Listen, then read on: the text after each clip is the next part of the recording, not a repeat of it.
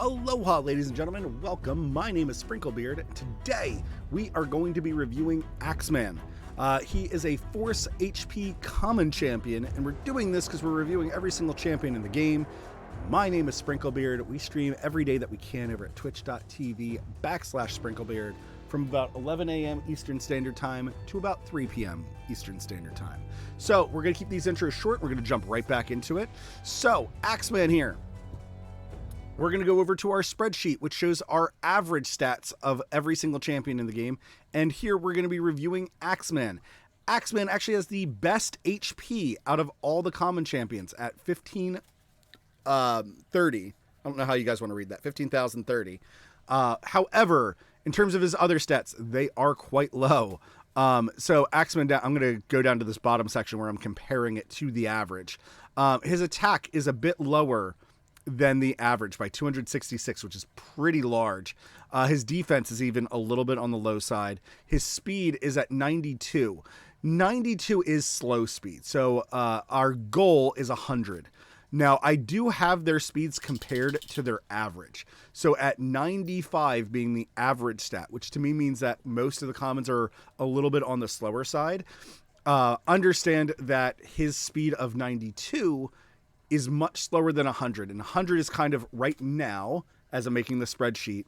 And it's one of the reasons I'm making this spreadsheet, is I wanted to see if 100 speed is really the true center of the game. A lot of the brand new champions seem to be balanced around 100 speed, in my opinion.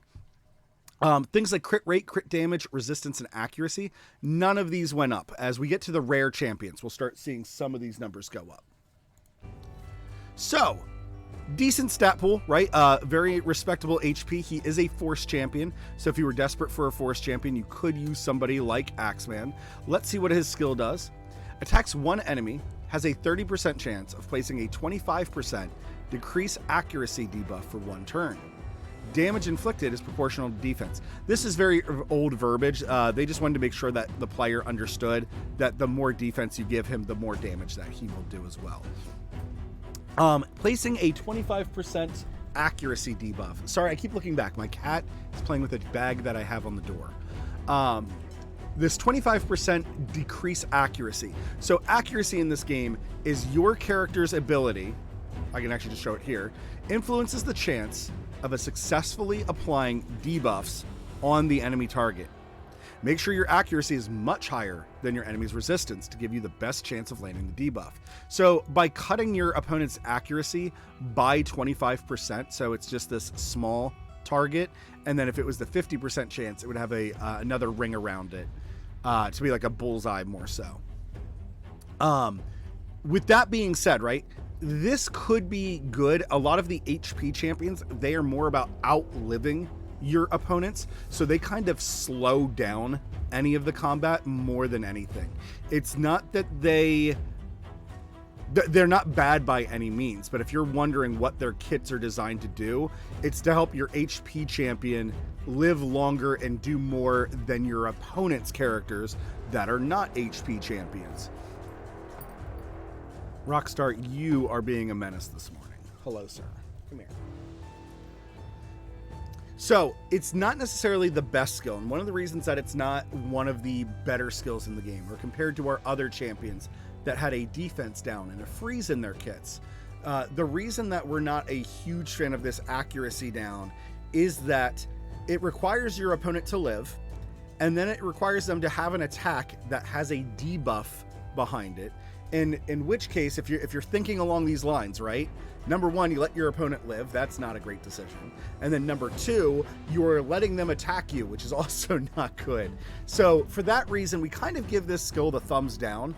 However, for those players who are wondering, well, why is this skill good then? Why would they put a skill like this in the game? It's actually great on bosses, right?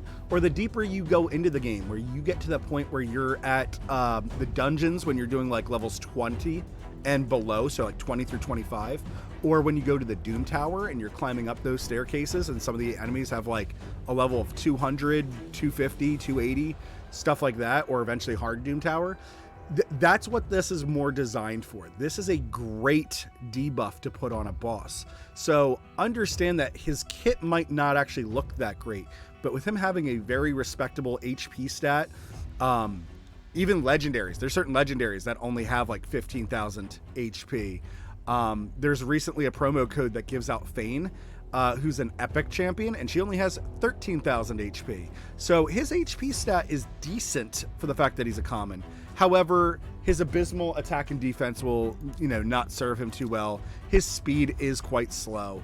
But if you're doing a common challenge, right, this could be a champion to consider for boss killing because it will reduce the chances of you getting debuffed.